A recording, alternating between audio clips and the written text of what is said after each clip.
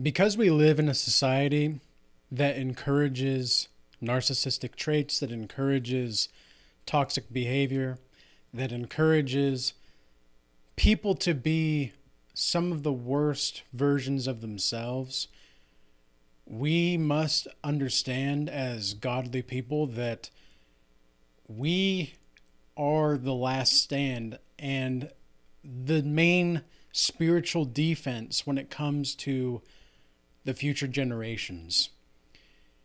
So, with that being said, I'm going to talk about today on why you are the toxic person's most insidious nightmare and most worst nightmare as well. And the reason that is because you are someone that sees through manipulation, or you're learning how to see through manipulation. Hopefully, you're to the point now to where you can start to notice certain patterns of behavior and certain things where you can sniff something isn't quite right with this conversation or with this energy. What I've gotten to know a lot more since, I would say, since I started following Christ, really, is I began to notice the energy of people far more. It wasn't just the words that I was paying attention to, it was their energy. Because sometimes, especially people that have and exhibit narcissistic like traits, they can say things that sound really sweet and good, but then you feel it in your body and you're like, man, it's just something in my stomach doesn't quite feel right about that. Or when they said that, I kind of like lost where I was at for a second. It was almost like I couldn't really think for myself for a second. What the hell was that? Like, that's really weird. And this is because people that try to manipulate and people that are toxic, whether they are aware or not of their toxicity and their sociopathic and psychopathic tendencies, whether they're aware of it or not, what they're trying to do is disrupt your cognitive abilities and to disrupt your ability to think for yourself. They may try to peer pressure you into doing things that you are already convicted not to do, or you're already convicted to do, and they're trying to convict you not to do it. They are basically people that are trying to do everything to make sure that people are going to stay in your way and you are not going to be able to be that crab that makes it out of the bucket. You are going to be the black sheep that makes it. that's they don't want to see that, though. They don't want to see you be that person. And if you're a male out there, I genuinely think that males have some of the hardest lessons to learn in modern society, mainly because we have to be practically a superhero in competency just to get a third of the recognition and then half of the of people understanding the achievement itself to begin with. Whereas that's not really the case for women. That's just not. And I understand how people can think differently. And I'm not hating on women for this. I'm just saying that this is what it is. It is simply the case that a man today has to work and be like three times more than he needs to be just to get a third of what he used to get in the past. I'm sure everybody's heard the like the meme going around where it says something along the lines of a man has to work like 10 times as hard to get a woman 20 times as worse now. And then the women, they on the flip side for women, it's almost like they don't even know or have the discernment to choose where to go for males anymore, because so many men are dishonest with their intentions And so when they finally meet a guy that is actually honest with his intentions, that is straightforward, that does have his life together, it's like they've seen so much, because the scars of a man are something that can be overcome, but not very often is it the case that the scars of a woman can be transcended. And it's not necessarily that they are unable to transcend this. It's just that I genuinely believe that trauma for women is a lot harder to overcome. And it's not necessarily the case that it's going to be completely unsurpassable, but it's not that they're incapable. It's just that it's going to be very, very challenging. And so it's not to say that overcoming trauma for men is challenging, but men, because they think and then they feel biologically at a biological level, whereas women, because they feel and then they think, they might have some difficulty when they recall the trauma. They, at least in the women that I've talked to in my consultations and calls and such, and even just in general, like in my past with the people that I've tried to talk to, or my friends that I had that were women at the time, still don't recommend being friends with men and women, but anyway, that's another story. But even these women that I've talked to, it's like they at first get so like sticky with the feeling, like they can feel the feeling of that trauma, but they don't have because trauma is so, like, what happens in your brain. We have to understand what happens in the brain when there's trauma, because it has been shown through scientific studies that sometimes when a person is emotionally abused, it can be just as damaging, if not more so, to the brain than physical damage and physical abuse. Well, why is that exactly? Well, the gray matter in your brain decreases. So the gray matter is in your brain, the amount of gray matter that you have, the more likely you are to be more calm, the more likely you are to not be in a fight or flight state. And what emotional abuse does is it activates your your sympathetic nervous system. Your sympathetic nervous system is responsible for fight or flight, whereas your parasympathetic nervous system is responsible for the calmness or the digestive system, healthy brain activity, etc. So by activating the flight or fight response through emotional abuse, that is how the abuser tricks you emotionally, to almost trick your nervous system to go against itself. And so in a very psychotic and strange way, the person that is toxic trains your nervous system to be opposed against its own well-being, simultaneously being addicted to the other person. And that's some insidious shit right there. That's some disgusting, evil stuff. But that's exactly what can happen in toxic relationships. And I think it's because, well, and this is also the reason why so many women are now on psych meds. I mean, we have more women on psych meds now than ever before in history. Isn't it interesting that since like 1980, when women started to really, more and more women started to enter the workforce, isn't it interesting how all of a sudden their psych meds also increased the more that women entered the workplace? That's very interesting. Like, what I'm saying is that the correlation between feminism, women in the workplace, men being lazy and degraded more than ever, but they're also committing suicide 3 times more than women, and men are not even recognized for that.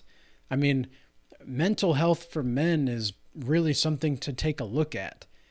But unfortunately for a lot of men out there, they don't understand that it's not just therapy that is going to help them. It's actually doing things and actually accomplishing things.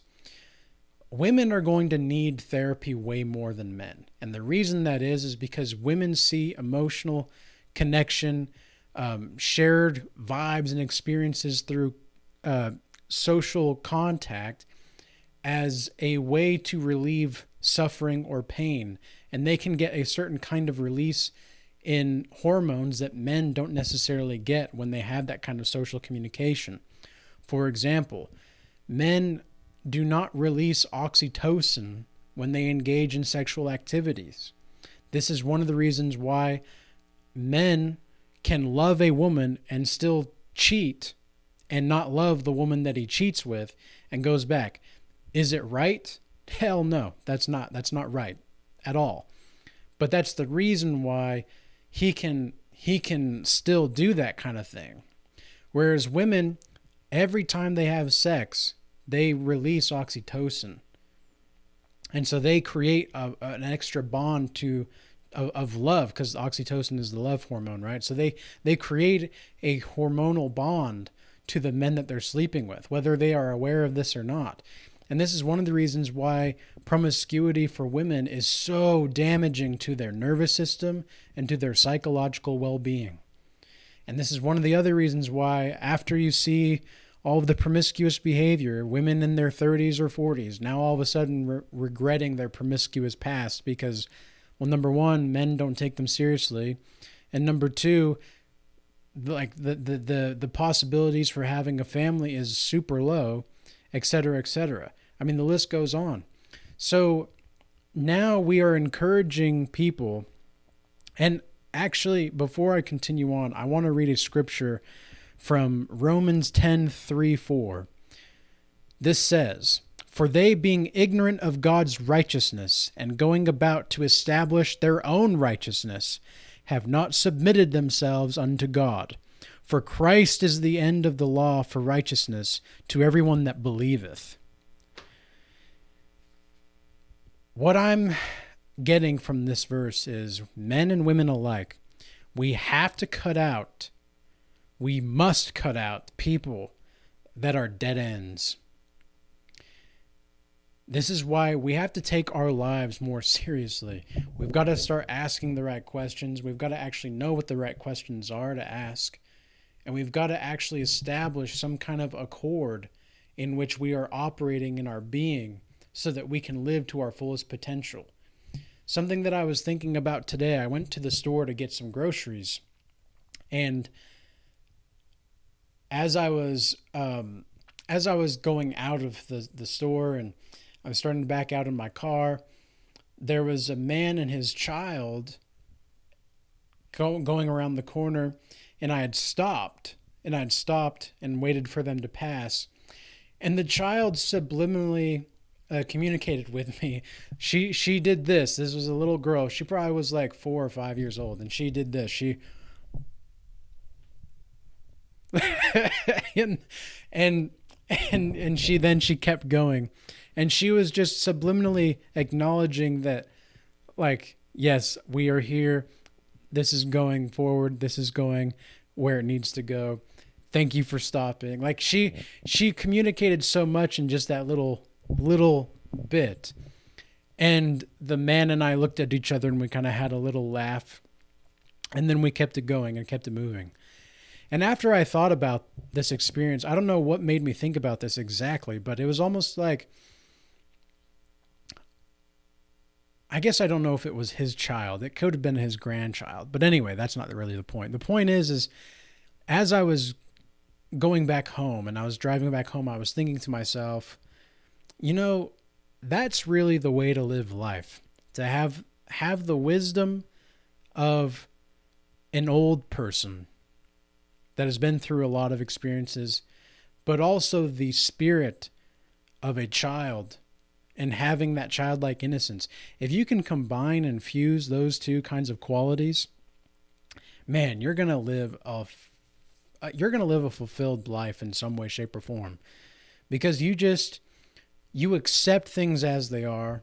It is what it is for you, and you're going to just move forward regardless.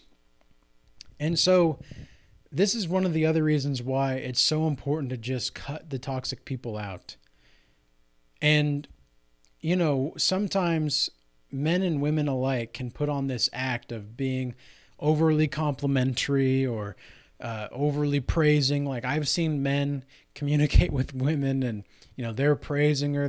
They're giving her the validation she needs. Like he is seeing what she's missing in her life, and then he becomes that thing for her, even though it's not who he is. And I've seen similar things with women, of course, as well, but that's particularly what I see what happens with men in relationships with women. But then with women, they try to, it's almost like they're trying to reel you in emotionally and get you emotionally attached. And some of these people out here, in fact, I would say most of the people out here, guys, most of the people out here that you meet day to day have a unhealthy attachment style. I'm pretty sure as far as the statistics go, only 25% of people have a healthy attachment style. That means that 75% of the population has an unhealthy attachment. So 3 out of 4 people that you meet out and about are not going to have or be able to have a healthy attachment to you. Hello, that's pretty wild stuff, right? So what exactly does this mean? What exactly is this data showing? It's showing that a lot of people don't know what it's like to have proper relationships and what it's like to develop a attachment style to another without bringing any excess energy or baggage to the relationship that is going to potentially decrease the likelihood of the relationship thriving in the future. And so this, you guys just have to be careful out there, guys. Vet your men, vet your women, vet whoever you're doing business with, and make sure that if you can still be on the same page, like if you can bring peace, if you can be at peace with these kinds of people. If you can't be at peace with these kinds of people, and or you've even made it clear, like, look, this is not going the way that I think it's going. I think we should just go our separate ways. Let's say they agree to it, and yet they're still trying to cultivate a relationship with you, and they're saying a lot of things, but they're not really. Well, they're telling a lot of things, but they're not really saying anything. That's where you need to just leave it. That's the only possible solution, because otherwise this person is going to, like, I've had some crazy women and I've had some weird men, like men that are highly narcissistic individuals.